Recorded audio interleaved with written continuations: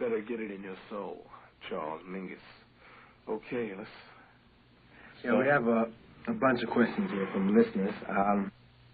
What are your impressions, or what were your impressions of Art Tatum? What were my impressions of Art Tatum? Yeah. I don't know how to answer that, man. I don't know how to answer that.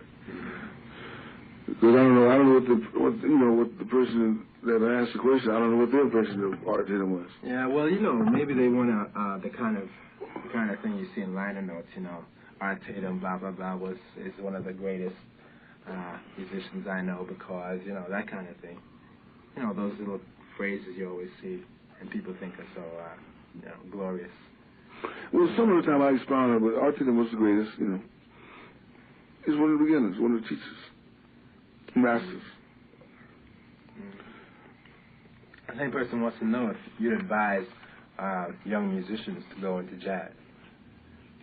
Considering all the things you've said. I consider musicians to go and study, do whatever all jazz musicians did, study and learn to play an instrument.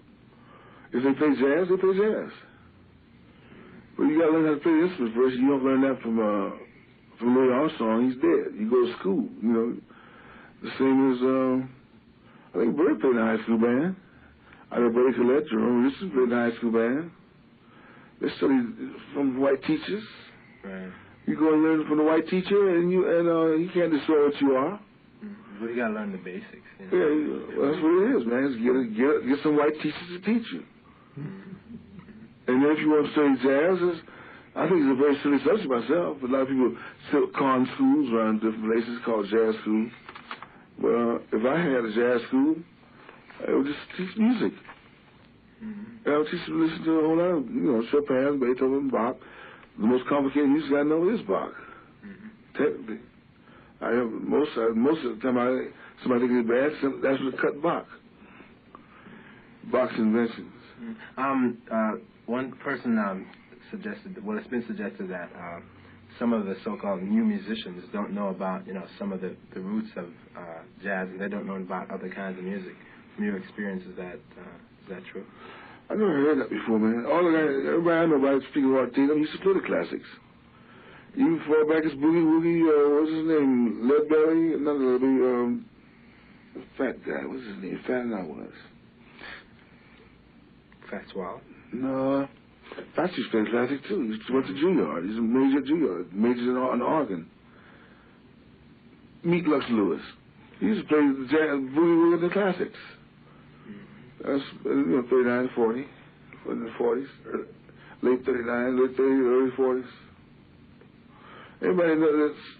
See, a lot of people move into music to comment on it, and they really don't like it. If they like it, they would have liked it back in 1939, Right.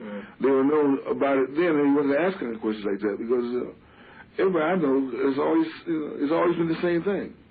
There's been jazz music, because some people like the jazz big dance band, because people want to dance to it. And our bands brought a different kind of thing into it, but most brought other people into it. But still, we're getting back to something else. Because I don't know if jazz big bands really represent as much as the blues did to our music, but as far as representing our people is concerned. Yeah, it must be a question. That's something you said about Max Roach. Oh, yeah. I told you that's one I want to answer anyway. That's what I heard. Right. Yeah, Max Roach said that last night at the East, he said that jazz shouldn't be called jazz, but it should be called music of African people dispersed on this continent. It's funny about Max. He's a very intelligent man, and most everything he says I always like. But what do you think about what he said there? Because I'm thinking about symphonic American music with, all kinds of people in it. Black, red Indians, if they got them, Chinese, everybody. Now, I know the music has not been affected yet by jazz. It was the kind of band I want to play in. I want the dialect to utilize my music in will be in a large 175-piece band, a symphony now. Also string quartets, chamber groups. That's what I like to have open for me, and I know a lot of the composers like that. Now, what does Max say? He said that jazz shouldn't be called jazz. It should be called music of African people dispersed on this continent. Well, that's the same music that's been influenced, Western music has been influenced by African people of the, or white African, I'm trying to say black people of the American continent. I guess that's what he's saying. Is that what he's saying? Because that's definitely what in the long run, that's what it is. It's a music. It's the same stuff they've had here, but with black people, when they took the instruments, they played it, and they brought it to a new height, technically and emotionally. And now the results of those guys, great men who are most all dead now, because some of the things they're following are not as intricate. It's much simpler to do. So take Art Tatum, who's never been replaced, not even by Bud Powell, who was who was a more creative genius to art. Art was a more technical genius. He did impossible things. No one I know could play like that. I mean, because he just had too much technique, man. So the tempos they're alone. This cancels out most piano players. And his left hand. He played most piano players played any piano player later today. He played with his left hand, whatever they play. I believe he could do about what they do with both hands with his left hand. From what I've heard lately. So I would say that, and looking at the respect, and I look at Louis and Louis and Art Tatum, that this music would be affected by the black people, but whether you should write it up that way, you say, everybody stand at attention. This music that America now plays was changed by Africans. Right, that's what he's saying. I think that everybody would just automatically know that. They would finally say, America is finally playing some music, which Europe would automatically recognize. Say, wow, America is finally, the American classical field, serious, so-called serious musicians have embraced their own originality, their own original music now. For instance, I'm saying that, like, hiring Dizzy Gillespie with the Boston Pop Symphony isn't enough. They should have hired Dizzy to orchestrate for him and everything. Do the whole thing be Dizzy, not just out in front of their solo. When that day comes, and when Dizzy did that, he said, well, you have to change your trumpet man because you're going to need a first man like Snooky Young. I'm pushing Snooky Young. Because by the time I get through, everybody who knows Snooky Young is about the greatest trumpeter that lived in America and Europe, everywhere. I'm going to say it, not to only build his name, because he's going to be at my concert on March 4th, 1972. I'm saying it because he is the greatest, man. Well, there's a slight touch between he and Ernie Raw, but I'm thinking about a guy who doesn't solo, just does everything the white man wants to do and does it better. 100 times better. Somebody wanted to know, in the connection with music, what do you think about ragtime music? It was, let's see, I think it was Ragtime. It's not before my time, but Big Slant, Ragtime. What I think about it? Yeah, that was the question. Well, I think Ragtime music was something that else that Downbeat and Metronome named for a period of music that existed.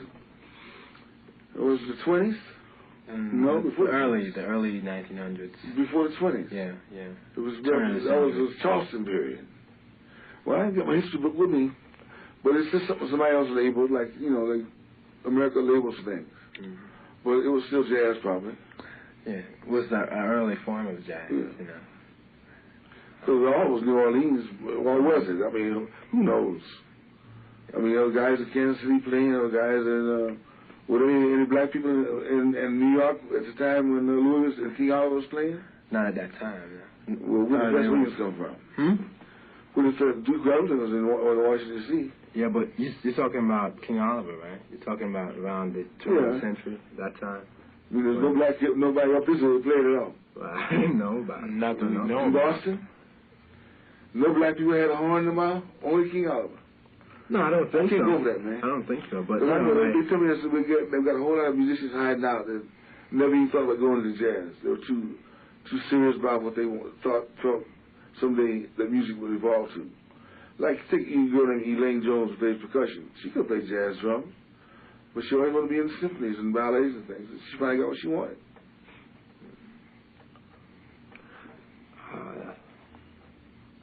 I don't know what ragtime is. I would know if I hear it, but I don't really know what it means. I don't know. I don't know anybody. I can't think Kilo didn't play it. Louis didn't play it. I don't know anybody who played ragtime. Yeah, well, like you said, it's just a label, you know. It's just a label. Well, I really would like to know. You got ragtime music? I don't know what it sounds like, man.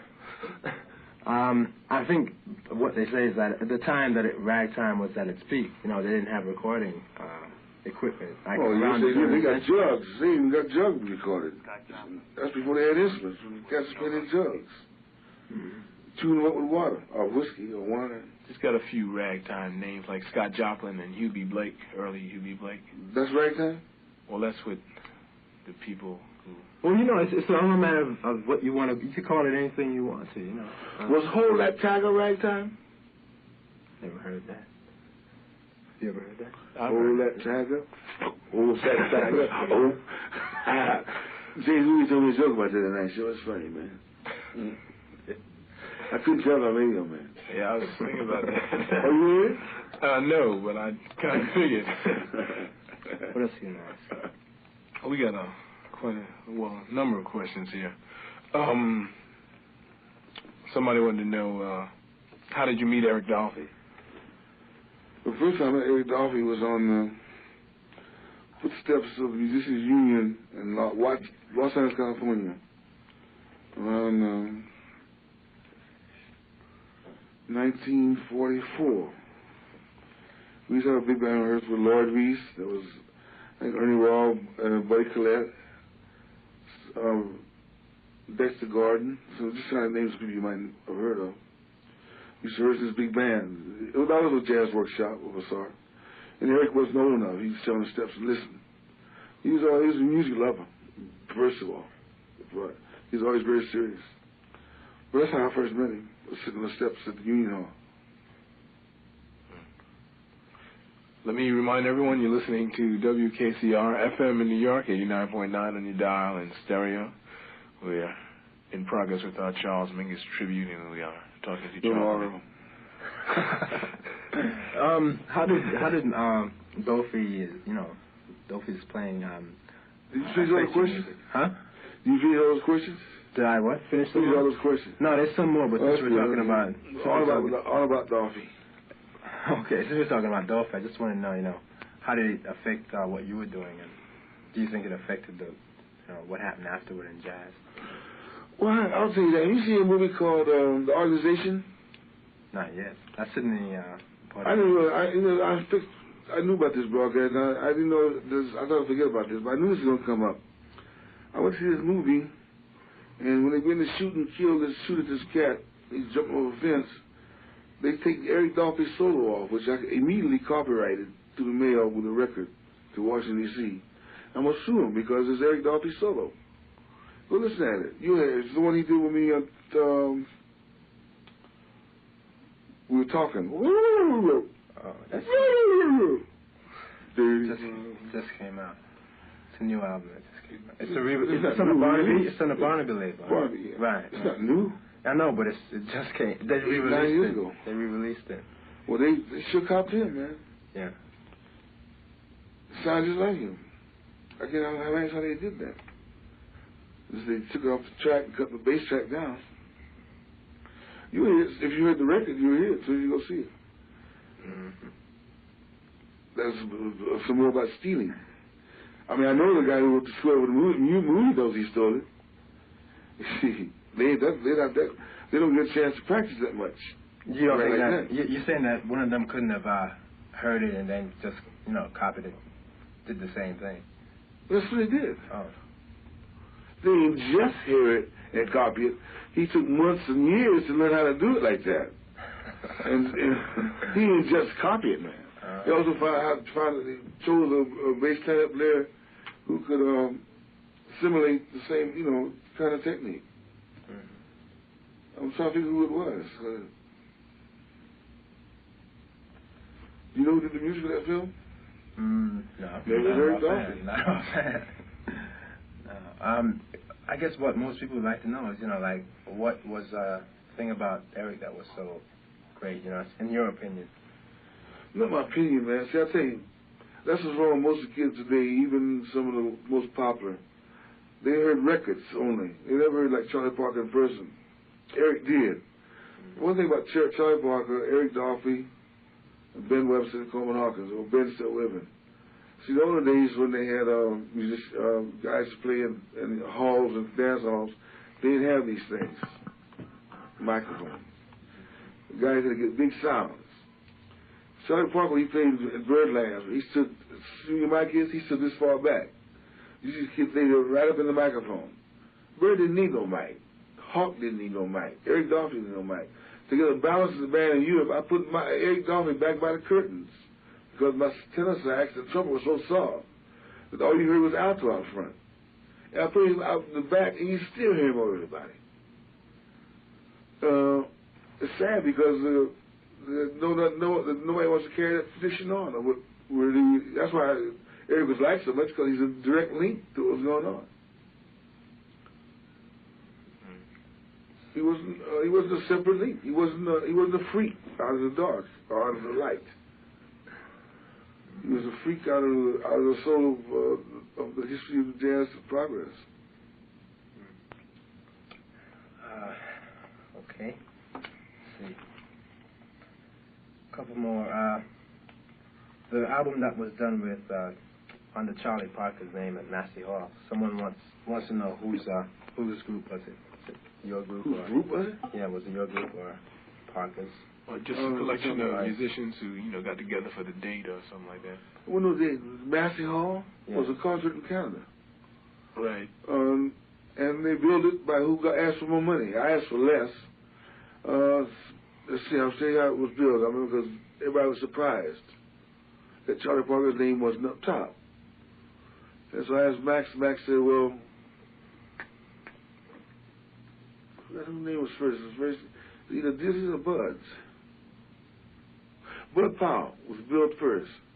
And I asked Max how it happened. He said, because Oscar Goodstein had gotten Bud more money than Dizzy or Bird had asked for. And of course, me and Max, the supporters of the soloist, never thought we could get as much as a horn.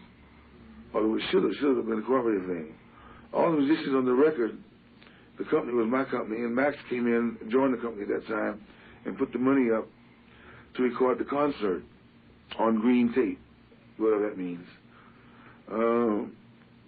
It wasn't done as best as it could, but it's a collector's item. And the money was to be split equally among all the musicians.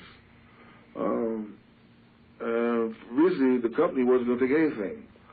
But I mean, Oscar Goodstein discovered the fact that if the company doesn't take a 10% of the thing, it couldn't operate, because just to press the records would break the company, So they did on 10%. The company took 10%, and musicians split the fee equally. Max and myself never took any money. We left ours in the company. What else they want to know? Did I answer that question? Yeah. Just want to know whether it was your band or our nobody's band. It was a group, all-star group. Speaking of someone else who has played with you, somebody wants to know, where is Danny Richmond, or what is he doing? If you know, they would like to know. The band he works with doesn't ring. It almost rings a bell in my head. Monster group, some kind of group, a rock group he joined. English rock group. I should remember the name and help him out. I think it's Mark Allman band. Mark Allman? Well, why you asked me if you knew? I just got the word from inside. Yeah. We played a place in England called Scott's something. Some kind of club in England, and there was a rock group there in addition to us, and Danny stayed with him, and he liked him. And he's been with them ever since, as far as I know. I sent for him recently for my record date, and he'd forgotten everything we learned together, so I didn't send for him anymore. I'm still trying to find a drummer. Because at one point I couldn't play anyone else but Danny, but when I brought him back for the record date, he'd forgotten what we'd done together, so it was no point to send for him anymore. Do you find playing in clubs, depressing, or what type of setting would you like to play in, if you had your choice? Well, when I'm my healthy self, nothing bothers me because I like to play. I can even play for nothing, like we used to go to Mittens or any after-hour club or Jack's Chicken Basket. You used to do it because you liked it, but after you meet enough guys say, man, look at this club owner. He's making all this money when he's jamming for nothing. Finally, the guys started waking up. I mean, like you said, Billy Bergs in Hollywood. This guy was musician just jamming. For some reason, he get a crowd in there from from 4 a.m. to 11 the next day. And the friend of the guy said, wait a minute, man. And the guy was really willing to pay him money. And that's when things started to decay in jazz. Everybody wanted to get money for everything. And the fun is gone. But for me, it's not gone. I say, well, I'm a healthy self because I can figure a way to make a living. But I don't wonder if it's going to ever be any money in jazz. If Louis Armstrong didn't make none, how the hell do you expect us to? Because I can't Uncle Tom that good, no matter how hard I try. He Uncle Tom $7 million away. Joe Graves just told me this. I bought a building on 57 twice, 2 buildings and one on Park Avenue. And the man didn't set up one thing for us, man. I was trying to say us, well, I mean us, our children, to continue the art. One scholarship to anybody I know of. I hear Lionel Hampton's doing something like that, isn't he? I'm not sure about Lionel. A big project in Harlem. You ever heard about that? Mm-hmm. Lionel is building low rent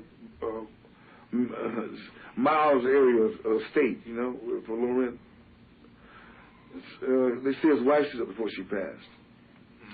He left the big system, the people who owned Louis Armstrong. He left it, and he was able to make some money. He's the only one I know. Him. His wife did it. I said he left. His wife did. She knew not to go that way. Let them have all you. She's a very smart woman. I remember when he called her for Columbia Records, Mingus Fingers. That's why it wasn't a hit. She waited as soon as the record, she bought them all. She bought a truckload, man. I said, well, you know, can't buy a regular store. Don't worry, Mingus. I'll send them 5 years later. And she did just that. If you know how to do it, Columbia doesn't care. As long as somebody buys it wholesale, and they sell for $3 in those days, she up to $5 in some of the theaters. Because she's a thinking woman. That's the kind of people you need if you want jazz to continue. You need somebody like Gladys Hampton who could be out there thinking for you and run your business. Not somebody who will go back and try to do what George Wein and Joe Glazer did already. You need somebody to improve the thing. Because to make any money, you got to do what she did. You got to double the price. Because she'd been robbed so much in front, she said, well, how can I make for this time when my husband's working for $10,000 a concert and all the money's going to the agent, you know? So she found ways to do it herself. There was another band that tried, Les Heights Band. He married a very wealthy Caucasian girl. And she tried to sell booking agencies, and all the clubs and ballrooms turned them down, wouldn't book the band. They got stranded out here. If you try to fight the system. Those are 2 good ways. Somebody wanted to know about the kind of relations you had with the Impulse label and Bob Thiel, you know. I don't think it was a label. I didn't know he had a label. Impulse? Yeah, the Impulse label. Oh, that's Bob right. Thiel, yeah. Oh, he didn't have Bob Impulse. That was, he was, but, you know, wasn't he the producer? That's ABC Paramount. Yeah, they didn't say, you know, that he had the label. They said, you know, what do you think about, you know, working with Bob Thiel? I always got along with Bob Thiel because he looks like Lee Craft. Lee Craft and Bob Thiel are like one guy to me. They really don't look alike, but their mannerisms and the way they treat me, I assume most jazz musicians, is nice. Is respect. My best recording contracts came from Lee Craft, and I was also respected by what's his name? Bob Thiel. Bob Thiel, when I went to Impulse. He gave me a pretty good contract. Did he, interfere with your music as a producer? Nobody ever interfered with my music. Interfered by not having enough time to record. I know, for instance, the Black Satan Sinner Lady. The best side of the Sinner Lady, the B side of the record, is still in can because engineer R.C.A. Victor was prejudiced and swore that I was wrong, that it wasn't another take, and I knew there was another take. He made a mistake and put the best take under another title. And after he spent thousands of dollars renewing an inferior take on Black Saint Sinner Lady, he's playing the tune, looking for another tune, and he finds this one that we worked on, and it's too late to process it. So he sent it through with the inferior take and the improvements. The improvements meant to call in the alto player. Did you hear the Black Saint Sinner Lady? We haven't played it yet. Well, who's on alto? I can't think right now. I'll tell you in a second. So Chico's husband's on there, I know that Japanese lady. I can't think of her husband's name, though. On which one is this? That's it, Black Saint Sinner Lady. Yeah, Charles Mariano. You know, Mariano, we had to send for him to overdub the solos. Because the takes were so bad. And we were able to cover up. The A side is fine, but the B side, they lost the master track. He didn't lose it, he just started on the wrong title. They could take that B track, or an Impulse could, and put it out as a whole new tune. Nobody even know what it was. Because there's nothing like what I wrote for Black Saint. It's just a wasted tune, laying up. Of course, they should pay for it if you're going to release it. Oh, that's Bob Field. Bob Field's all right. Mm-hmm. I remember doing that piano date with him, which was a very good thing came off. Myself and Unreal. So to be able to play like that around him, that relaxed, he must have been all right. Mm-hmm. Why would someone ask a question like that? About, well, I don't know, because Bob Fields, I guess... Unless it's him himself asking that question. No, I don't think so. Yeah, I guess because he's such a famous producer, you know, they want to know what he was like people want to know about Tio Macero, what he's like, you know. Well, Nestor Erdogan, they're all nice, you know, as far as I know. To do business with Erdogan is as nice as any.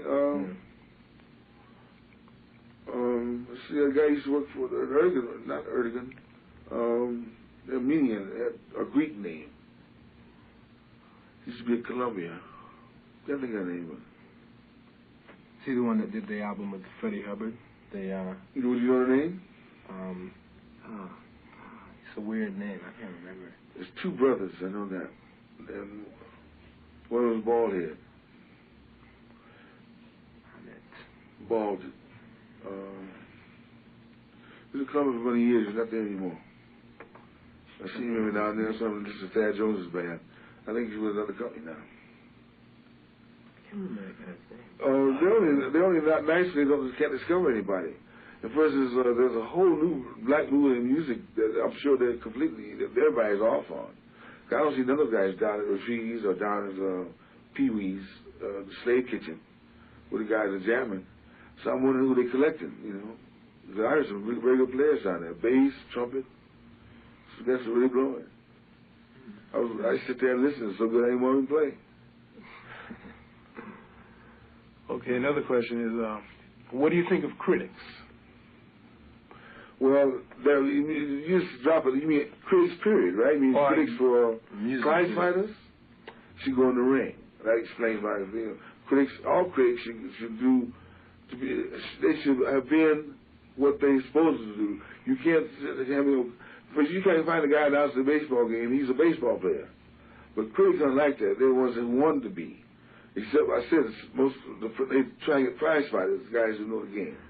Well, I think the ones like who interview ballets, particularly the guy in the Times, he should be charged to go in, double price to go in. If he likes the thing, he should. If he's supposed to be a critic, then he should love it so much he should be willing to spend his money to get in. Everybody gets plays that's been wiped out on Broadway usually by critics. They come in and pan your play. Charge them bastards. But that's their job. I mean, that's what they're supposed to do. Say but whether if they're supposed to do it, don't give them free tickets. I like my music so much, I don't, well, I can't compare that. But, well, it's got me, I can usually tie everything together. You know, I want to get paid for what I do, but I don't expect to get into somebody else's concert free because I play music. But critics should have to pay, man. And I think they changed their whole attitude. They should stop giving them free tickets to anything. Includes music critics. You seem to have a running war with certain music publications. Hmm? You seem to have an ongoing battle. I do? Well, that's what I was going to say, you know. Oh, you mean 20 years ago? I ain't read a Downbeat magazine in 10 years, or none of those things. But I picked up one, somebody told me that there was one where I won some kind of, what do you call it? Critics Award. Something, they call it Hall of Fame or something. Right, that was in, I think, the last that you were Downbeat. Well, somebody told me that, so I picked up one, Sue picked up one and gave it to me, and I didn't see anything. But I remembered that how those critics were, you know, and I used to offer to buy their paper, you know, to put it out right for them. So I could see prejudice. This is many years like Metronome, but you heard that don't exist. They used to write about literature style only.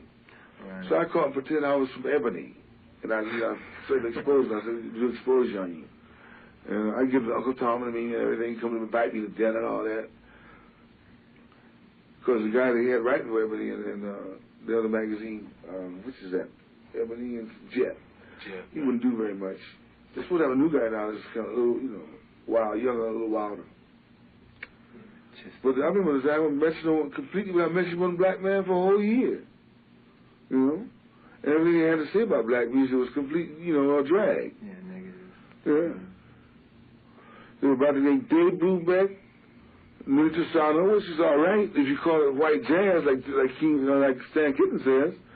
What white jazz means white sex, I guess, because jazz means sex, don't it? It means to hump. Yeah. So jazz. It means humping, yeah, hump. So if you're humping, so it'll be white humps and black humps. And so two different kind of humps. Yeah. Let's see, what else? What else do we have here? What do you think of Coltrane's contribution to music? You know, yeah, another question there. What I think about, you didn't read it yet, but it was about what I think about, you quit the questions, right? Mm-hmm. Because it was about Sun Ra. Yeah, it was one about Sun Ra and Ornette Coleman. And this may sound funny, man, but I never heard John Coltrane or Sun Ra. So I can't really comment. Because I was in a cave for 6 years. Now, I heard John Coltrane after that with Miles Davis. I heard that. And then he went to something completely different. And I have some reserves about that, you know, because maybe I didn't hear enough of it. And there's another guy I never heard. This is Cecil Taylor. Where do they work? I never know anybody. I was playing Birdland. I see Cecil Taylor around Birdland at the bar all the time. And I see Sunrise coming to find something or whatever, but I never knew any clubs he worked in. They play down in the village, you know, the Vanguard. Now, this is years later, but yeah, I was in my cave at that time. But I'm talking about when the auto clubs were open. I heard Ornette Coleman at the Fire Spot about 15 years ago, about the time we go close it. Now I heard him get a Newport. But I wonder if that's enough to justify me comment anything, you know, as to what you think. So I think all black people deserve to live in. If you say something will not get to live in,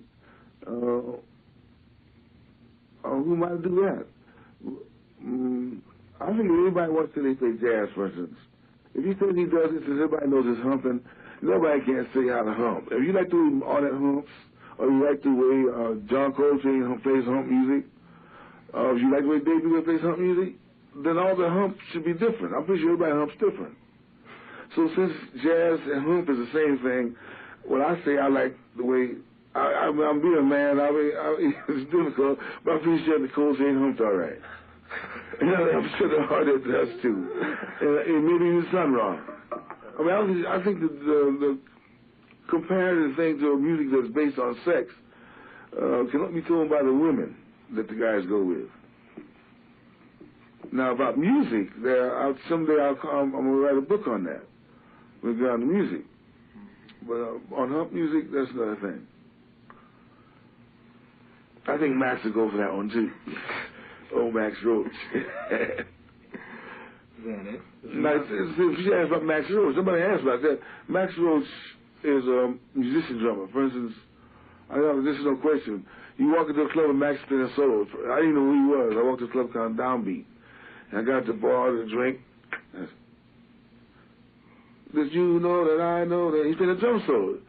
I walked to him and said, you playing Ba Ba Ba Da Ba Ba Weenie? He said, how do you know? He stopped playing. We hugged each other. Because I came to the middle of the solo. He wasn't playing.